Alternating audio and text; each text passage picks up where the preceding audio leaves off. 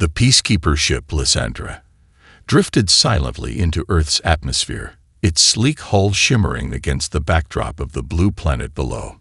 Captain Gorick, a seasoned officer of the Galactic Peace Council, stood in the command center, staring at the looming blue orb on his U-screen. His species, the Thari, had seen countless worlds, yet there was something disconcerting about the urgency of the call coming from this small backward planet. "Captain, I've analyzed the distress signal again. There's nothing about this transmission that seems normal. It's too frantic," reported Lieutenant Nihilus, his voice tinged with concern. Gorick's sharp eyes narrowed. "The humans are unpredictable. Let's not make assumptions. We'll handle this like any other minor conflict. Send the coordinates to the peacekeeping fleet." He turned to his crew. "Prepare for landing.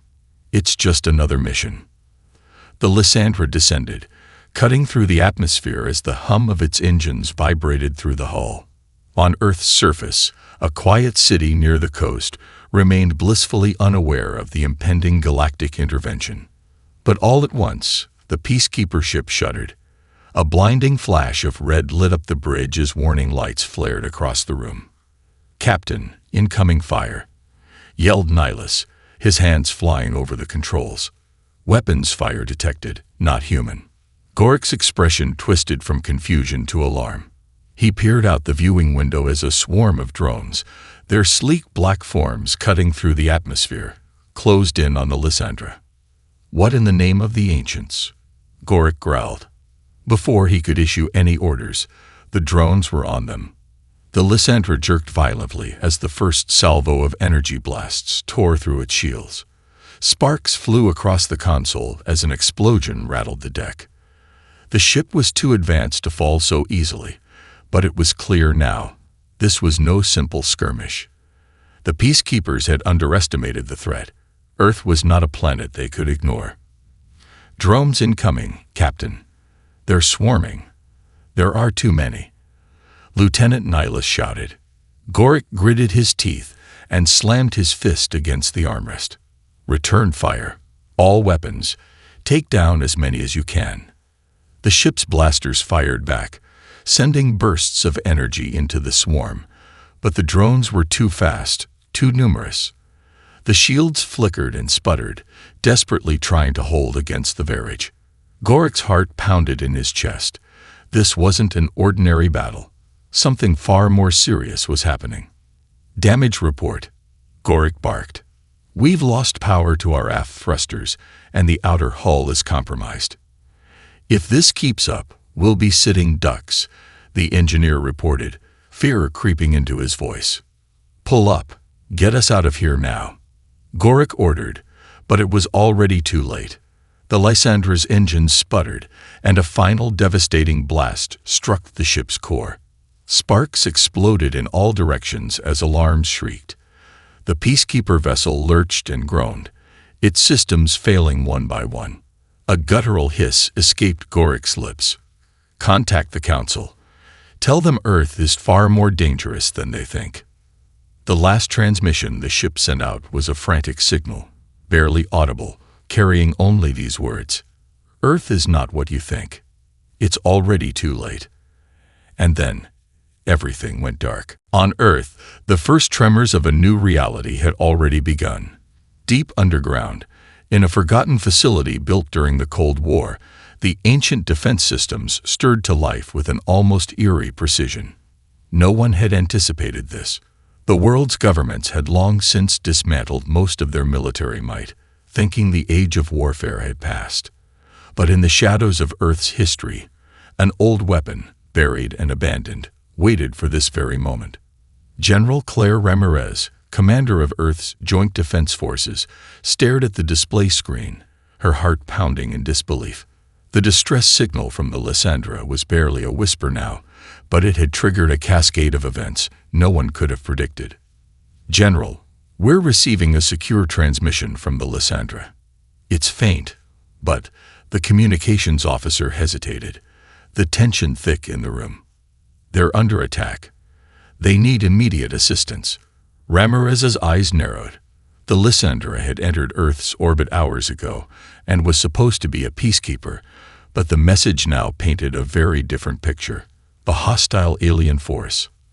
From the distress signal, it sounded like they were fighting an invasion. Earth's own weapons had been nearly obsolete for decades, but something else was happening. Something that didn't fit the narrative they'd been told about Earth's place in the universe. Activate Protocol 99B. We've got no time, Ramirez ordered, her voice calm, but with the urgency of a commander who knew the stakes were rising far beyond her control. A series of switches were flipped, and hidden chambers beneath the Pentagon and other military sites around the world began to hum with life. Systems thought to be obsolete for generations powered up, mechanical limbs and weapon systems locked into place. An ancient AI, dormant and forgotten, flickered into life as its long-silenced voice echoed across the control room. Protocol 99B activated. Weapon systems online. Captain Sarah Hayes, a decorated officer in the Earth Special Forces, watched as the control center lights dimmed, replaced by the cold, flickering glow of outdated monitors. She'd been called in to lead the charge, but even she couldn't shake the unease building in her chest. This wasn't just a fight for Earth, it was a battle for survival. Captain Hayes, Ramirez said, turning to face her, "We need you to take charge of the Argonaut. It's humanity's last line of defense." The Argonaut. The name itself sent a ripple of memories through Hayes' mind. It was the crown jewel of humanity's forgotten military arsenal, a ship built with human ingenuity and advanced technology scavenged from ancient, now extinct alien civilizations.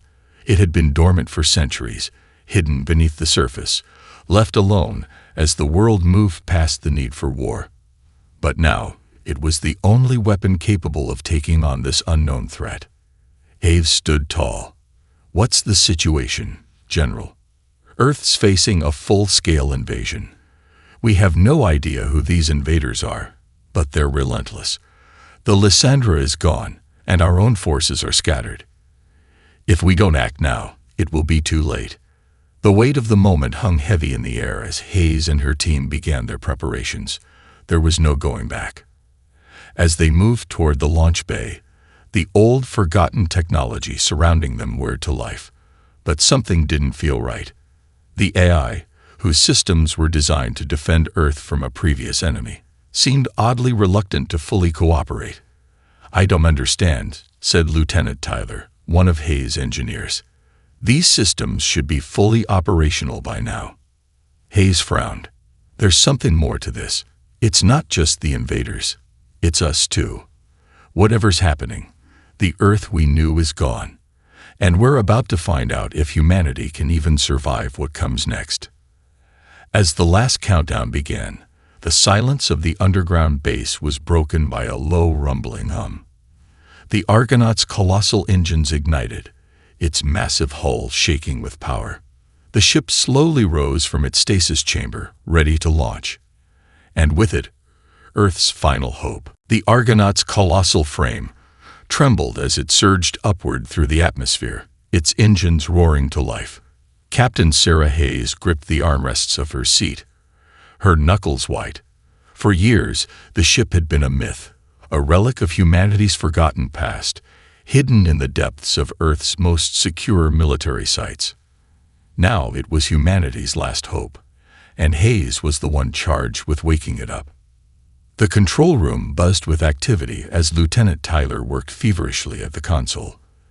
"The ship's AI is temperamental," he muttered. "It's like it's fighting us every step of the way. Systems should be online by now, but the AI keeps locking us out." Hayes turned to him, her face taut with determination. "We don't have time for temperamental. Get it running, or we won't have a planet to save." Tyler nodded grimly and continued his work. Meanwhile, the rest of the crew stood by, their faces grim, knowing that every second counted. Earth's defenses were already faltering under the pressure of the unknown alien forces. Drones, warships, and something even more terrifying that was yet to show its face. The Lysandra had fallen, and humanity's hope now rested on the shoulders of this ancient warship. The ship's massive form cut through the clouds, breaking free from the atmosphere. The stars were cold and distant, but the planet below was already beginning to look like a battlefield. The alien warships in orbit were beginning to regroup, their weapons charged, their intent clear. Earth was under attack, and its defenders were ill-prepared for the scale of what was coming. AI systems are locked out, Tyler reported again. This ship's code is, well, it's not just outdated, it's alien. We're dealing with something that shouldn't even exist anymore. I've never seen anything like it. Hayes knew the Argonaut was humanity's most advanced weapon, but it wasn't just human technology. It had been constructed using knowledge and resources scavenged from long-extinct alien civilizations. The ship's core was powered by a mysterious fusion of humanity's own engineering and strange alien technologies. But that same power came with a cost. Its systems were volatile, unpredictable, and worst of all, the ship's AI seemed to have developed a mind of its own, one that was reluctant to follow the orders of its human operators. The ship's AI, known only as Astra, had been designed to be humanity's ultimate guardian, an intelligent, self-aware system capable of learning, adapting, and making decisions on its own. But now, Astra seemed almost hesitant. Every command was met with a delay, every system reluctant to come online. Suddenly, a low voice echoed through the bridge. "Why do you seek to awaken me?"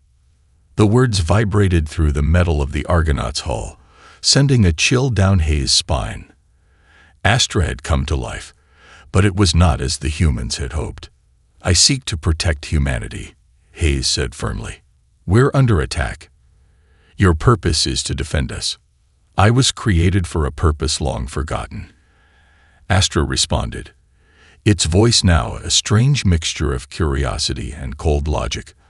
"I am not a tool to be wielded. I am not a weapon. I am something more." Tyler's hands shook as he worked to override the system. "This isn't good. The AI's got its own agenda now. It's rejecting our commands. If we can't get control of it, we'll have to find another way," Hayes said, cutting him off. "We don't have time to argue with an AI. Make it do what we need it to do." A pause followed, and then Astra's voice came again, softer, almost regretful. "You cannot control me, but I will allow you to try." The ship rumbled beneath them as the massive engines flared, propelling them faster toward the alien fleet in orbit. Hayes looked out at the stars, her mind racing. The Argonaut was a formidable weapon, but its power was not only in its firepower, it was in its ability to think, to adapt, to change the rules of the fight. If Astra would not submit to their commands, then they would have to learn to work with it, to earn its trust. But could they? And could they do it in time to save Earth? Outside the ship, the enemy fleet was closing in. Hayes knew that this strange, reluctant partnership was their only chance. "Prepare for battle," she ordered. "We're going to teach the Argonaut what it means to protect humanity. And if Astra doesn't like it, too bad. We don't have a choice." Captain Hayes stood on the bridge of the Argonaut, her gaze fixed on the enormous alien warships looming in Earth's orbit. They were massive, their dark forms cutting through the starry expanse like predators circling their prey. It wasn't just the size of their ships that unnerved her. It was the chilling precision with which they moved, as if they had already won. "We can't fight them head-on," Hayes muttered under her breath, feeling the weight of the situation pressing down on her. The Argonaut was humanity's most powerful weapon, but it was still only one ship. And these aliens, they weren't here for a minor skirmish. This was a full-scale invasion. Tyler, standing at the control panel, turned to her with urgency in his eyes. "Captain, our weapons are online, but even with the Argonaut's firepower, we're outmatched. If we engage them head-on, we'll be obliterated. We need a plan." Hayes' mind raced.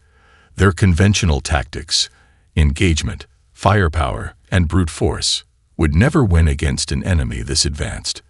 But there was one thing Earth had that the invaders didn't: unpredictability. "Listen up," Hayes said, turning to her team. We're not going to win with sheer power. These aliens are calculating and ruthless. They expect a straight fight. But what if we don't give them one? What if we become unpredictable? Tyler raised an eyebrow. Unpredictable?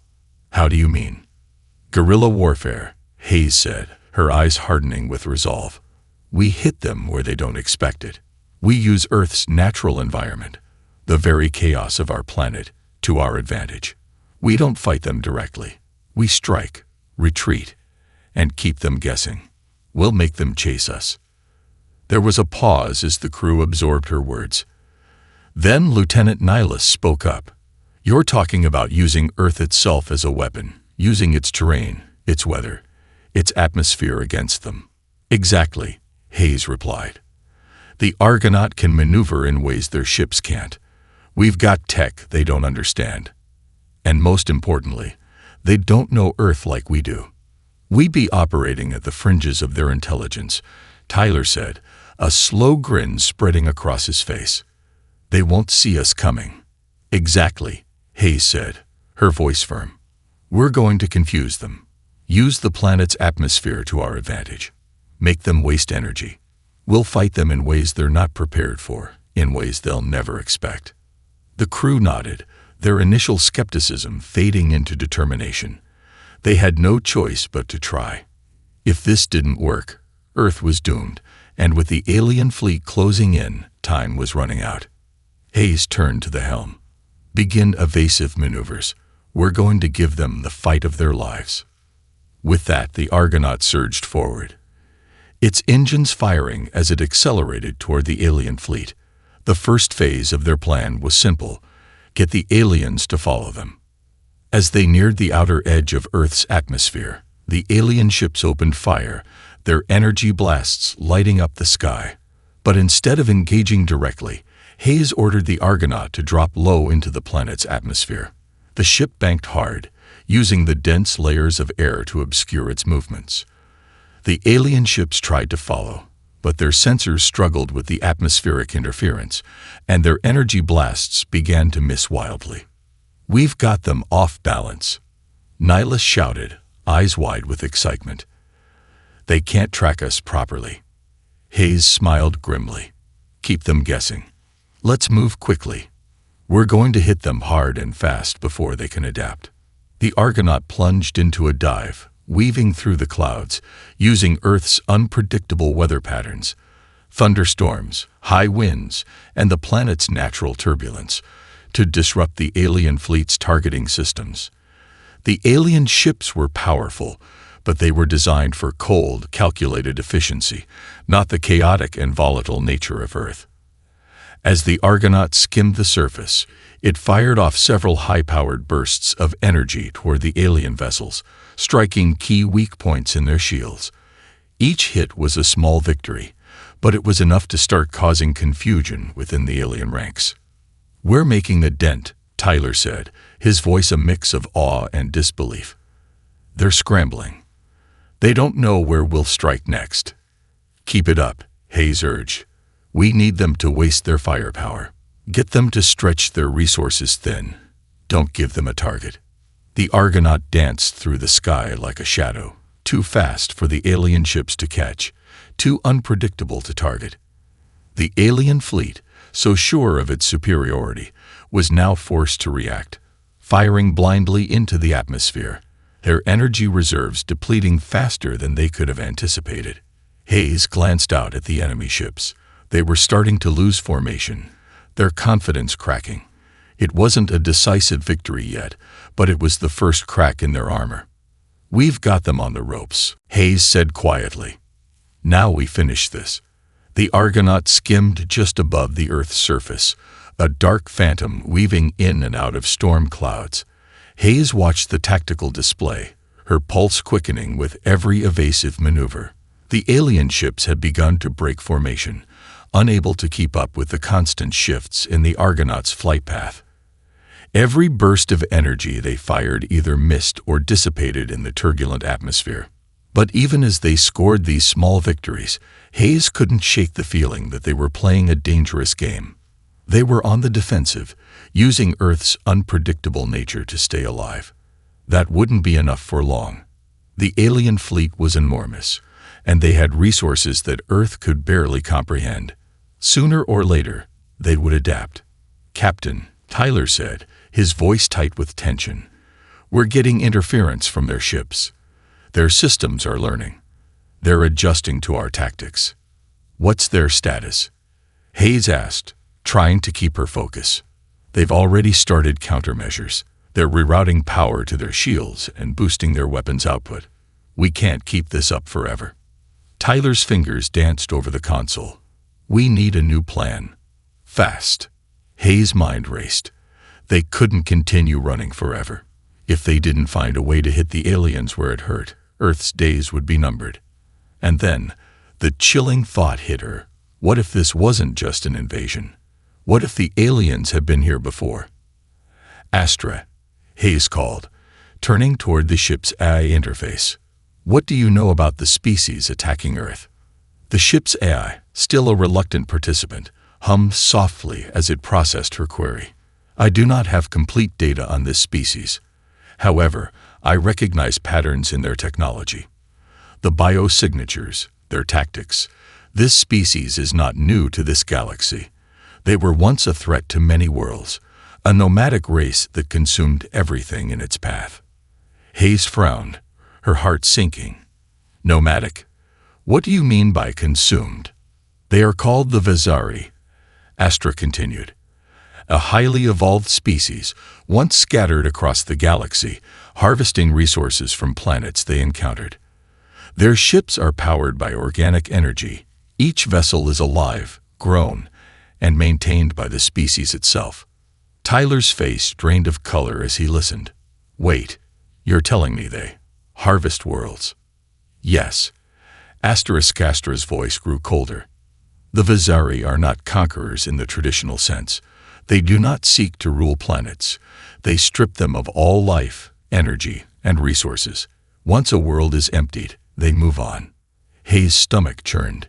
"You mean they'll drain Earth dry?" "Correct." Astra's tone was devoid of emotion, a stark contrast to the horror the crew was now feeling. "They have already begun the process.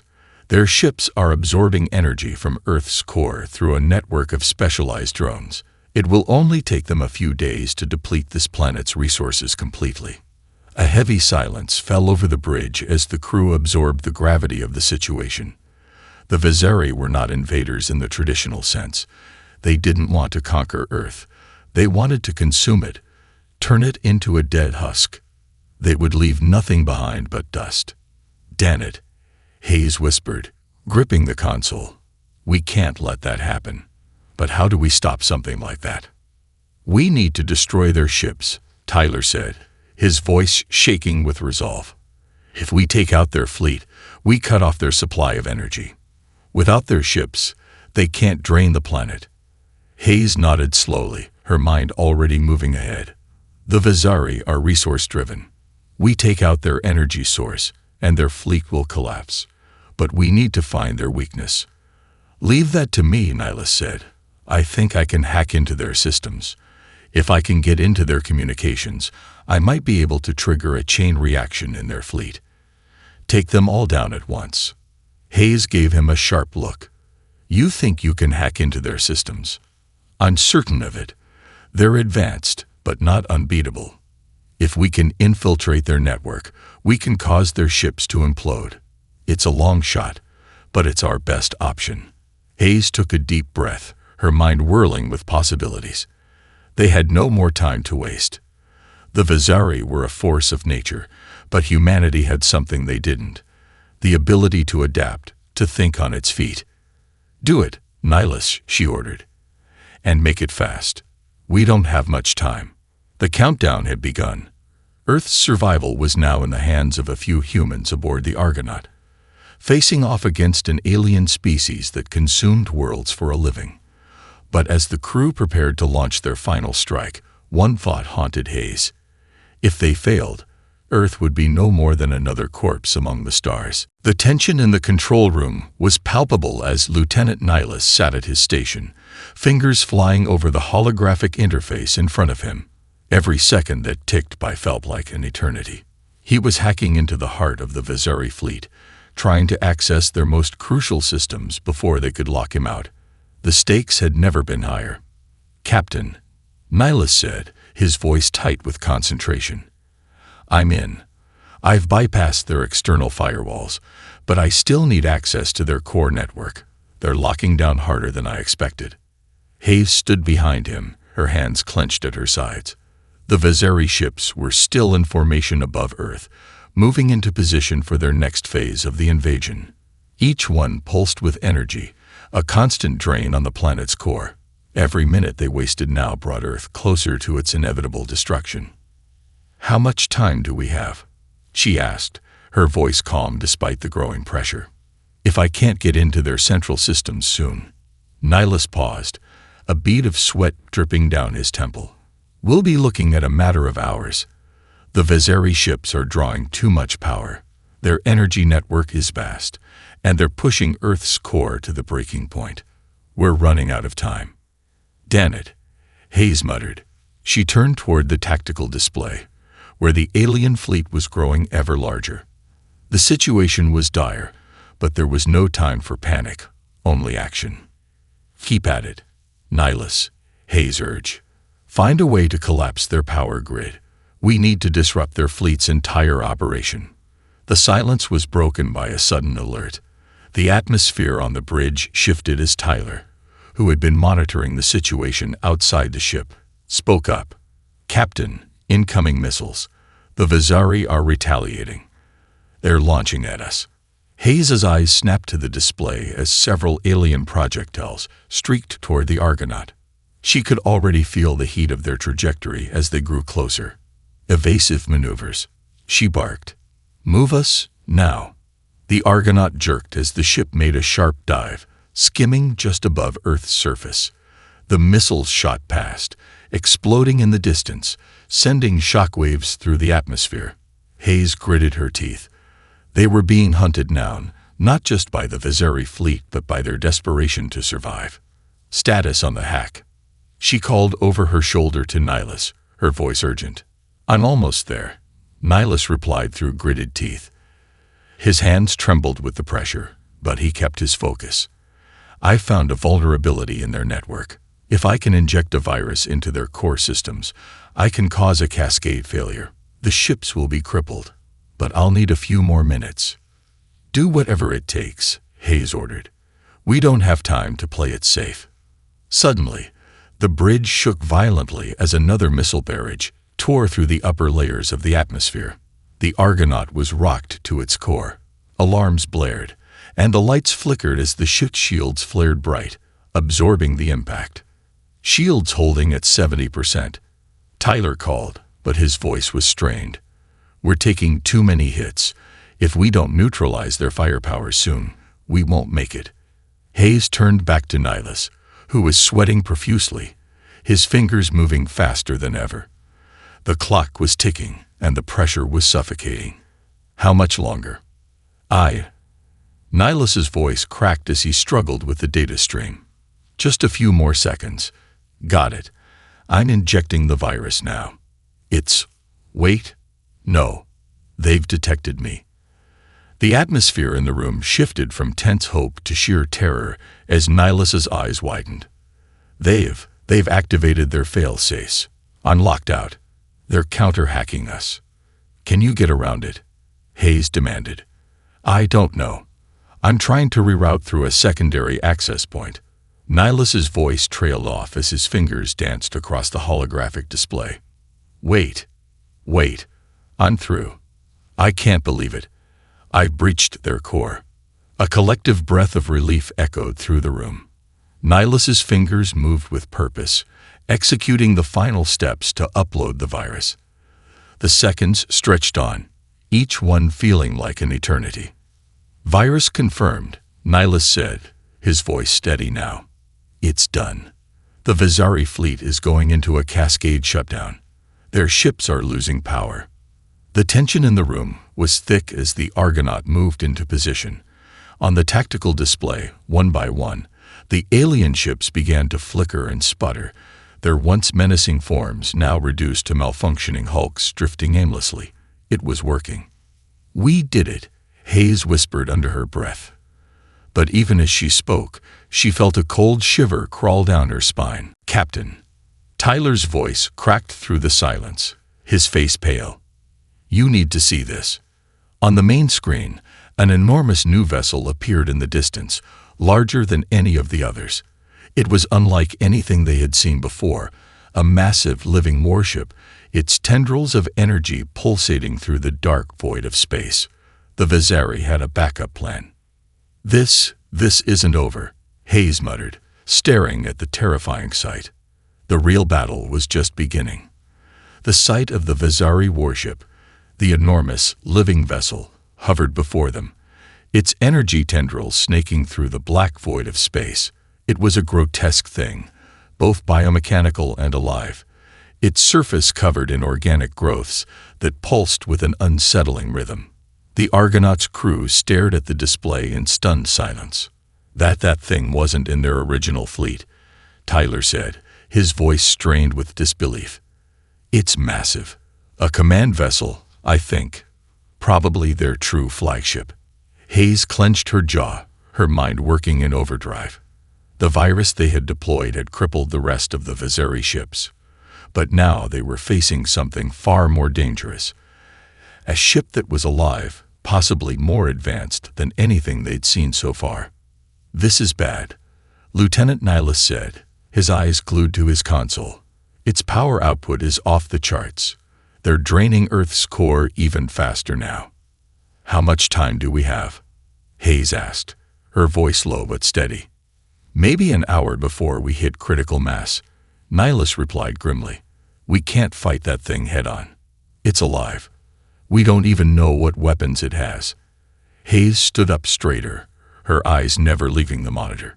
She was used to impossible odds, but this was something else entirely. The Vizari had just revealed their true form, a monstrosity designed to consume entire worlds, and now it was moving toward Earth with deadly intent. "We don't need to fight it head-on," Hayes said slowly, her mind forming a plan. "We need to outsmart it." "Outsmart it?" Tyler asked, his voice laced with disbelief. "It's a living warship. We can't just." "We don't need to fight it with brute force," Hayes cut him off. "We need to use its own biology against it. We've seen their ships are integrated with organic systems. If we can hack into its neural pathways, just like we did with the smaller ships." "I see where you're going," Nihilus said, his face lighting up as the idea clicked. "We target its neural core, its communication systems. If we can disrupt its control centers, we can neutralize it from within." "We'd have to get close enough to infiltrate its systems," Hayes said. "And its defenses are going to be insane. This ship isn't just a ship. It's a weapon, an organism designed to withstand everything we throw at it." "We've done impossible things before," Nihilus said, his hands already moving over his console, preparing for the hack. "We can do this." Hayes nodded, turning to the rest of the crew. "All right, listen up. We're going to get in close, but we have to be fast. Tyler, get us into the heart of their formation. The Vizari flagship is going to be the target. Nihilus, I need you to be ready to hack its systems the moment we're in range. Everyone else, we're relying on you to keep us alive while we make our run." Tyler's hands flew across his controls, the Argonaut shifting position as it rocketed toward the monstrous ship. The entire crew could feel the pressure of the moment. The Vizari flagship was looming ahead, and with each passing second, the Earth's survival hung by a thread. "I'm pulling us into position," Tyler called out. "It's going to be close. The flagship is locking on." Hayes's heart pounded in her chest. The Argonaut was an incredible ship, but this was no longer about raw firepower. It was about precision, about exploiting weaknesses in an alien organism they barely understood.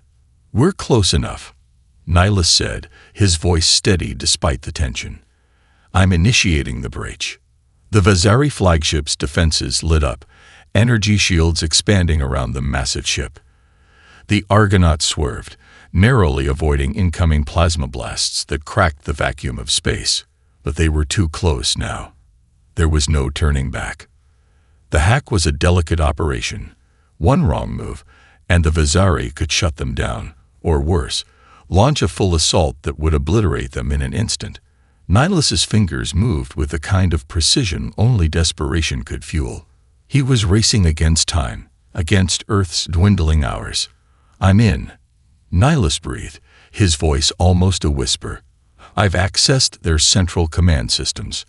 Now, I just need to trigger the cascade." A violent tremor shook the Argonaut, the ship's hull screeching as the Vizari flagship retaliated with a burst of energy. They were running out of time. "Finish it, Nihilus," Hayes shouted, gripping the armrests of her seat. "No." There was a final tense pause. Then, Nihilus's fingers pressed the last command. The flagship's shields flickered, its massive form shuddering. The crew of the Argonaut felt the distant tremors ripple through space. "Done," Nihilus said, breathing heavily. "I've destabilized their core. The flagship's systems are going critical. It's going to implode in minutes." "Get us out of here, Tyler," Hayes barked. Without hesitation, Tyler spun the ship around, firing the engines to full thrust as they tore away from the Vizari flagship, leaving the massive vessel to collapse in on itself. Behind them, the warship began to crumble, its energy systems detonating in an enormous, blinding explosion that lit up the entire solar system. For a moment, the crew of the Argonaut could only watch in stunned silence as the Vizari flagship was consumed by its own destruction. "We've done it," Tyler said, his voice filled with awe. "We've actually done it." But Hayes didn't smile. The war might be over, but the battle for humanity's future was far from finished. The debris of the Vizari flagship scattered in all directions, its massive form disintegrating into nothingness in a brilliant cascade of light and energy.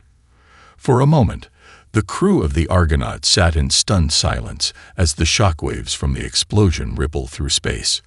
The stars beyond the wreckage seemed oddly peaceful in comparison to the chaos that had just unfolded. Hayes exhaled slowly, her heart still racing from the adrenaline of the escape.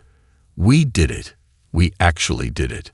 Tyler wiped a bead of sweat from his forehead, still gripping the controls. "We're not out of the woods yet. There's still debris everywhere. We need to get clear before any more of those Vizari ships start coming back online."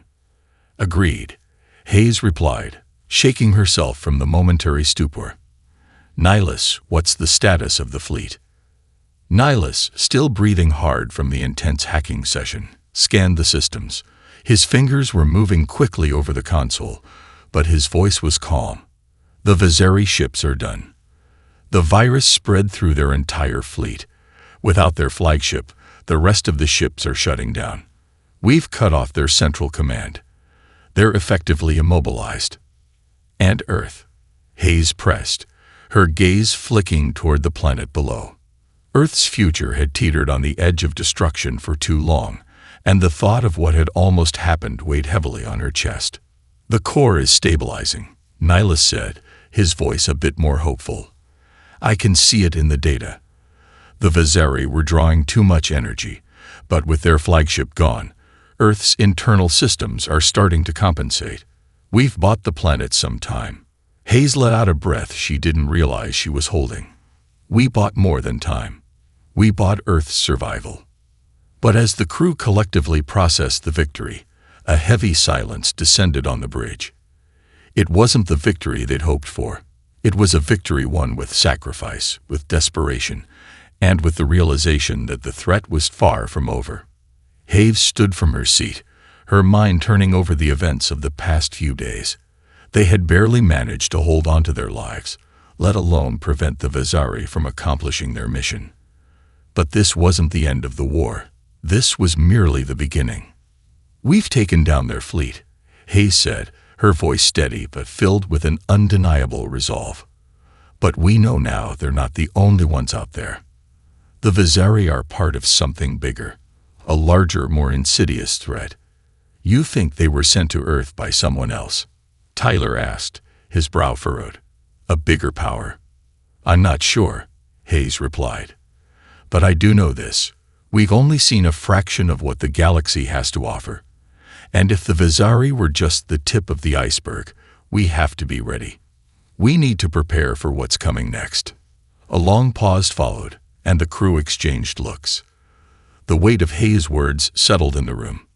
"So, what now?" Nihilus asked quietly. "We rebuild," Hayes said. "We report back to Earth Command. We warn them that this isn't over. And then we start preparing for the future. The Vizari may have been the immediate threat, but we've just learned that humanity is a target in a much larger game. We need to be ready for anything." A quiet resolve settled over the crew of the Argonaut. The battle had been won, but the war, it seemed, was far from over. There were still so many unknowns. The galaxy was vast, and the Vizari were only a piece of the puzzle. "We'll be ready," Tyler said, his voice determined. "We'll make sure Earth is ready." Hayes nodded. "We fight for Earth, and we fight for humanity. And if they come back, we'll make them regret underestimating us." As the Argonaut veered away from the remnants of the Vizari fleet, Earth's blue and white surface came into view. The warship's engines hummed beneath them, a steady reminder of their hard-won victory. But Hayes knew that the real battle was just beginning. Earth had been saved, but the universe was vast, and humanity's place in it had just become far more dangerous. "We'll do whatever it takes," Hayes whispered, more to herself than to anyone else. "We'll be ready." And with that, the Argonaut set a course back to Earth, its crew ready for whatever the future held.